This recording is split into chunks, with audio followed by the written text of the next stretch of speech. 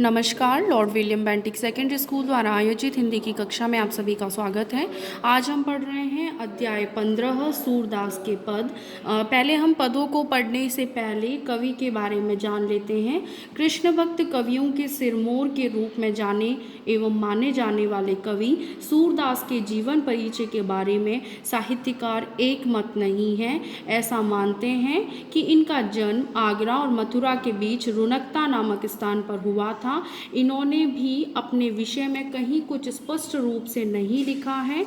ऐसा माना जाता है कि सूरदास जन्मांध थे, किंतु कृष्ण के बाल सौंदर्य को इन्होंने जैसा चित्रित किया है अपनी लेखनी के माध्यम से, उसे देख करके इस बात पर विश्वास करना बहुत कठिन हो जाता है कि इनके गुरु जो वल्लभाचार्य थे, जिनके आदेश पर इन्होंने श्रीनाथ मंदिर की कृष्ण लीला के पदों की रचना की, ये यहीं आजीवन कृष्ण भक्ति के पदों को गाते रहे। इनकी मृत्यु सन 1883 में परसोली नामक स्थान पर हुई थी। इनकी रचनाओं की बात करें तो सूरदास के 3 ग्रंथ हमें मिलते हैं, सूरसागर, सूरसारावली और साहित्य लहरी। इनमें से सूरसागर जो है वो सर्वाधिक लोकप्रिय व प्रसिद्ध रचना है। कहा जाता है कि सूरदास में 1.25 लाख पद हैं, सूरसागर जो रचना है उसमें 1.25 लाख पद है, किंतु अब तक लगभग 5000 पद ही प्राप्त हो सके हैं, बाकी सभी अप्राप्य हैं। सूरसारावली के संदर्भ में बात करें तो यहाँ पर 1107 पद हैं जो होली गीत के रूप में हैं। इनमें एक ही छंद का प्रयोग हुआ है। और साहित्य लहरी के संदर्भ में देखा जाए तो इसके पदों की संख्या 118 है। भाषा शैली के संदर्भ में बात करें तो भक्त कवि सूरदास ने अपनी रचनाओं में ब्रज भाषा का ही प्रयोग किया है। इनके पदों में ब्रज भाषा का माधुर्य एवं सौंदर्य मिलता है। सूरदास ने राधा कृष्ण के मिलन के माध्यम से संयोग श्रृंगार का अनुपम तथा हृदय स्पर्शी चित्र यहाँ हमारे सामने खींचा है। आइए अब हम इनके पदों को पढ़ते हैं। मैया कबही बढ़ेगी चोटी, किती बार मोहि दूध पियत भई, यह अजहू है छोटी, तू जो कहती बल की बेनी, ज्यों हवे हैं लांबी मोटी। काढ़त गुहत ननहावत जेहे, नागिनी सी भुई लोटी, काचो दूध पियावत पची पची, देती न माखन रोटी, सूर चिरजीवो दो भैया, हरि हलदर की जोटी।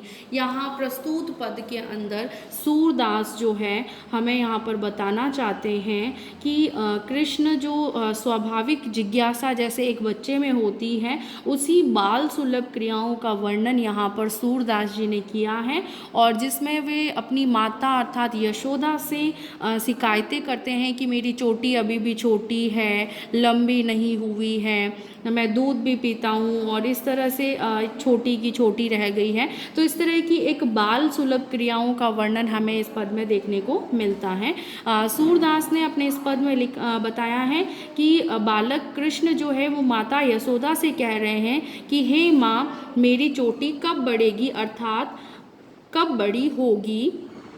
तुमने तो आश्वासन दिया था कि मेरी चोटी जो है वो बड़ी हो जाएगी, पर यह तो आज भी छोटी ही है। अब वो कहते हैं कि मैया कब ही बढ़ेगी चोटी, मतलब मेरी हे माता मेरी चोटी कब बढ़ेगी, कितनी बार मोहि दूध पियत भई, अर्थात मुझे तो बहुत बार तुमने दूध पिलाया है, और यह अजहू है छोटी, और ये आज भी ऐसी ही की ऐसी छोटी ही है।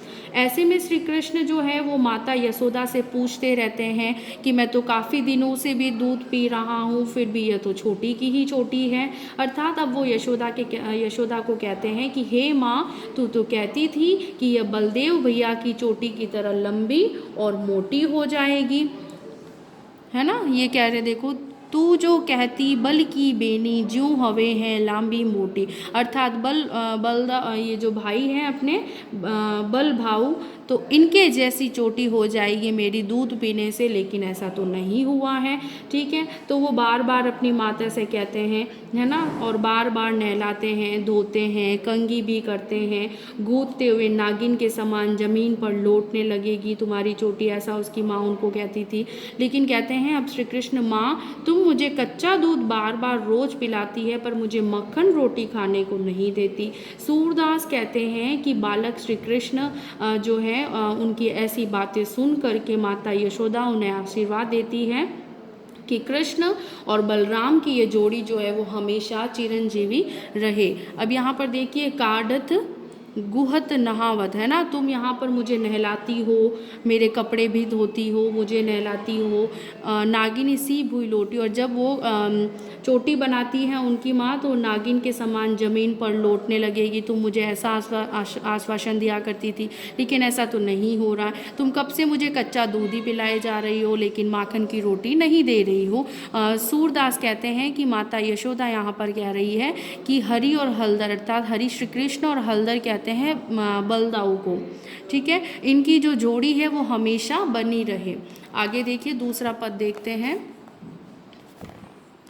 तेरे लाल मेरो माखन खायो, दोपहर दिवस जानिगर सूनो, डूडी डडोही आप ही आयो, खोली किवाड़ी बैठी मंदिर में, दूध दधी सब सखनी खवायो, उखल चढ़ी सीके कोलीनो, अन भावत भुई में ढरकायो, दिन प्रति हानि होती गौरस की, यह डोटा कोने ढगलायो, सूर श्याम को हट की न राखे, ते ही पूत अनेक अन को जायो।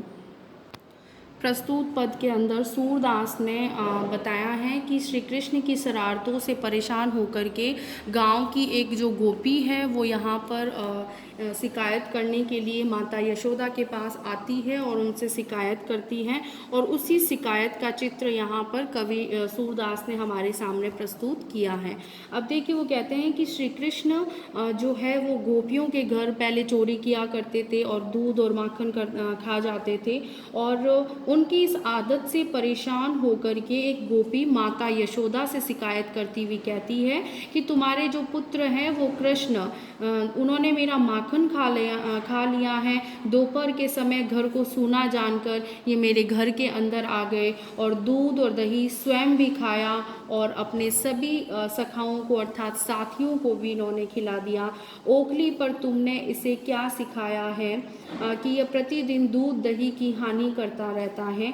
सूरदास यहाँ पर कहते हैं कि गोपी यशोदा से कहती है कि तुम इसे मना क्यों नहीं करती, लगता है तुमने ही अनोखा पुत्र पैदा किया है। यहाँ एक उपालंब काव्य के अंदर सूरदास के जो काव्य हैं वो उपालंब काव्य, जिसे भ्रमर गीत के नाम से भी जाना जाता है, तो यहाँ एक उपालंब जो गोपी के माध्यम से यशोदा के लिए है और वो श्री कृष्ण की शरारत को लेकर के यहाँ पर इसका वर्णन जो है श्री कृष्ण ने किया है। यहाँ हमारे सामने यदि भाषा के संदर्भ में देखें तो यहाँ ब्रज भाषा का प्रयोग किया गया है और माधुर्य और सौंदर्य निहित यहाँ ब्रज भाषा हमें देखने को मिलती है। यहाँ पर गोपी उल्लाना देते हुए भी हमें नज़र आती है और जो माता यशोदा से कहती है कि तुमने ही एक अनोखे पुत्र को पैदा किया है, क्या हमारे पास पुत्र नहीं है। लेकिन यहाँ शरारतों को लेकर के एक गोपी ने अपना उपालंब कहते हैं शिकायत, है ना, उस उपालंब को यहाँ पर माता यशोदा के समक्ष प्रस्तुत किया है। धन्यवाद।